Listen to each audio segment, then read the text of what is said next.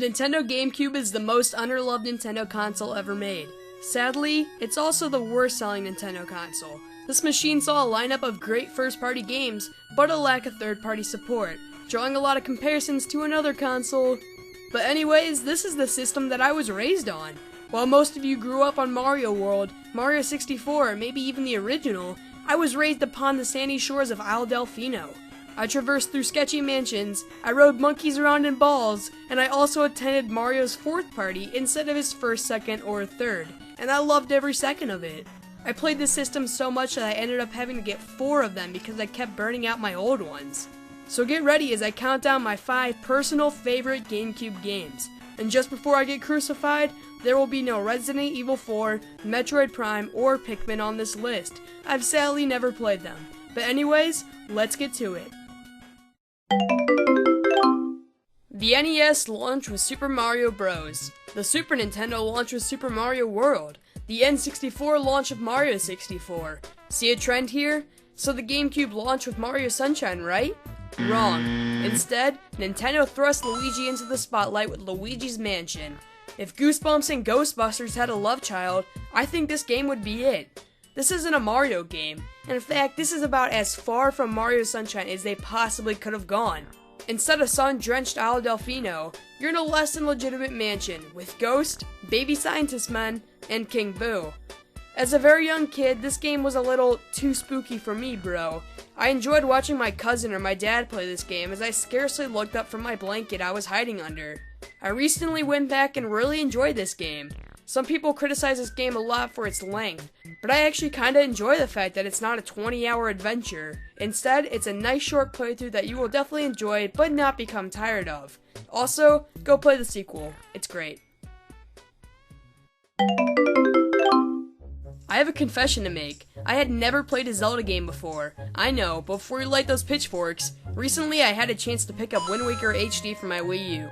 Now I understand why this series and this specific game is loved by so many. The first few hours I was kinda like, okay, this is fun and all, but what's so special about it? But then, as I progressed through the game, I really began to see it.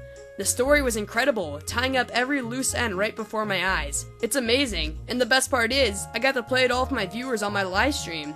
For better or for worse, and a lot of times for worse, we experienced each part of the game together, and it was really awesome. I'm not going to spoil anything because I hate when people do that, so I'm going to throw this out there right now. Spoiler alert. My absolute favorite part was when the Great Lion was revealed as the King of Hyrule. How cool is that? I also really love the scene with Ganon at the top of the tower.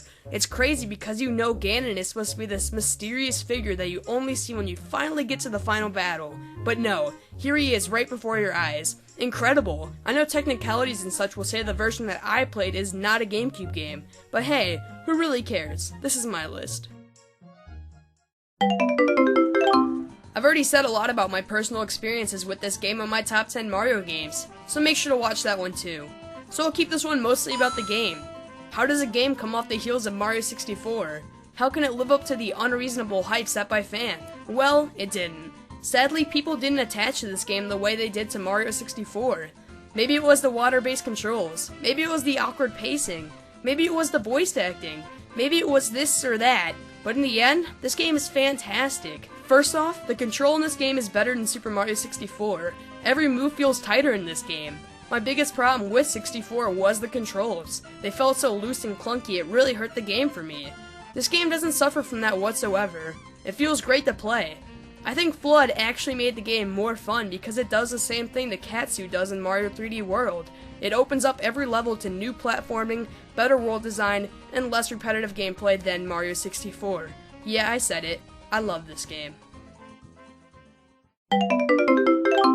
Look, I get it. I forgot Paper Mario 1000 Year Door on my top 10 Mario games list. But guess what? It's one of my favorite games of all time. So get ready because it's story time with Colin. When I got my GameCube for my 4th birthday, I got a game called Paper Mario the 1000 Year Door.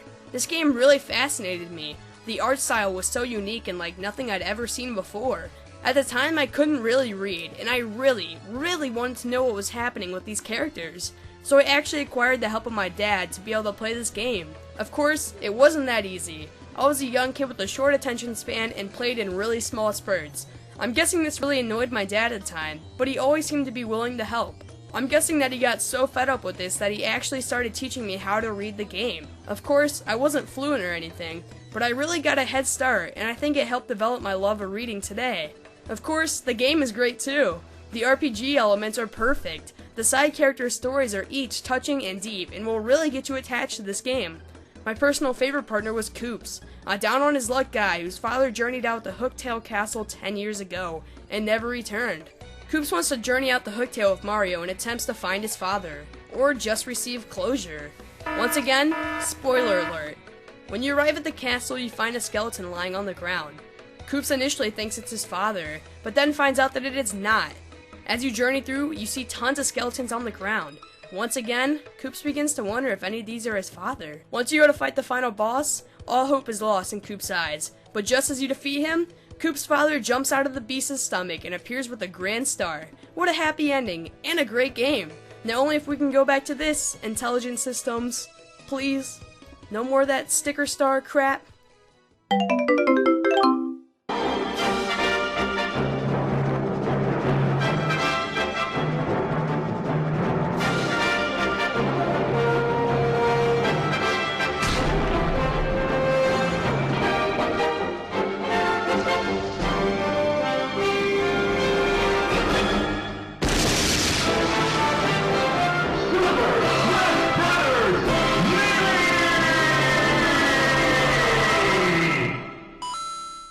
I didn't like this game. Really, I never understood how to play it, how to do any of the moves, and frankly, I didn't even care to learn.